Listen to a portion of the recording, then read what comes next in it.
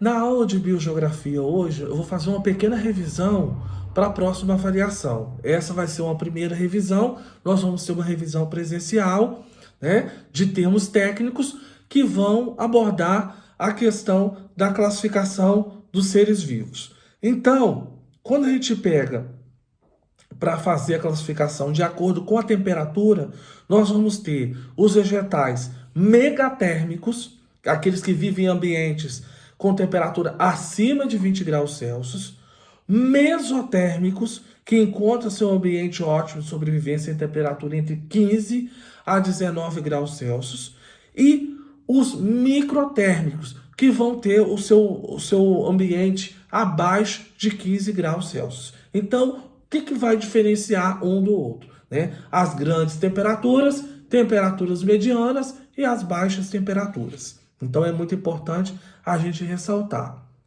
Agora, com relação aos vegetais, né? Os vegetais, nós vamos ter os vegetais que vivem na água, que eles vão ser chamados de hidrófitos. Então, só chamando a atenção, quando a gente fala de vegetais, nós estamos tratando de tos, né? Quando a gente fala de animais, a gente está tratando de los, né? Então não confundir a terminação. Há uma complexidade, muitas vezes a gente troca, mas é interessante vocês fazerem essa anotação para não trocar, né?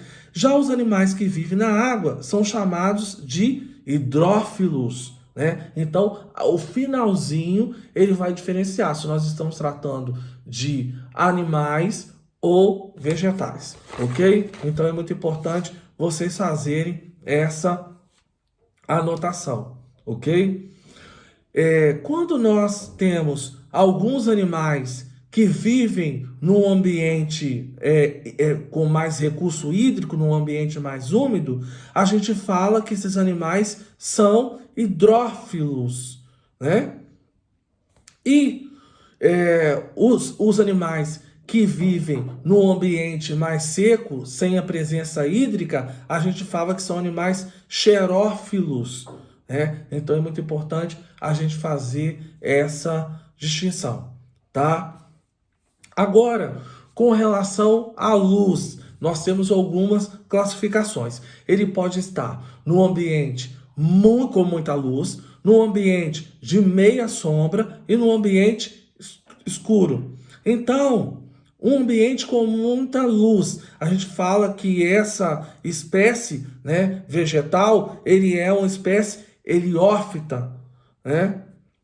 Se ele se encontra no ambiente de meio termo, nem com muita luz e nem com escuridão, a gente fala que ele vive num ambiente de meia sombra.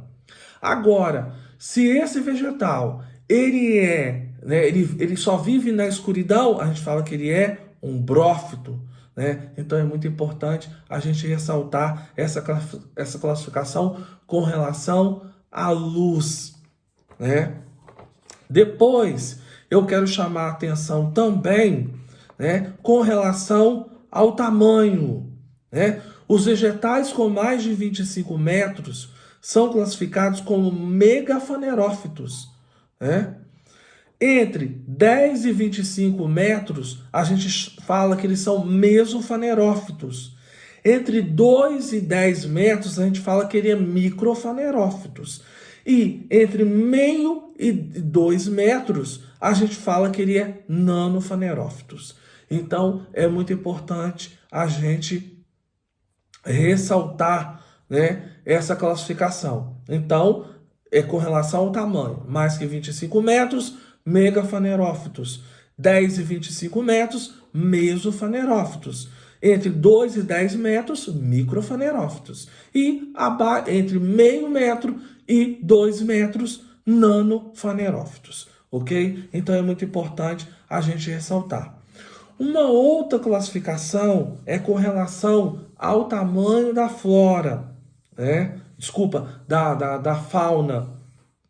Mesofauna, né? Quando é uma fauna altamente grande, né? De animais de grande porte.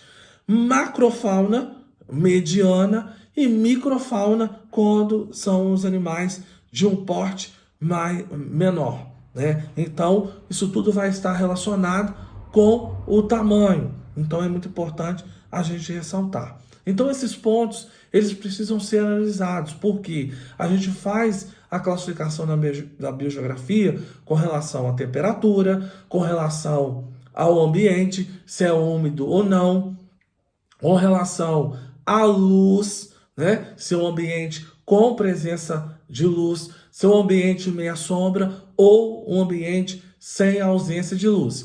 E também com relação ao porte, né? O porte também é um ponto que deve ser ressaltado quando a gente faz uma classificação em biogeografia. Então, o que a gente quer deixar bem claro?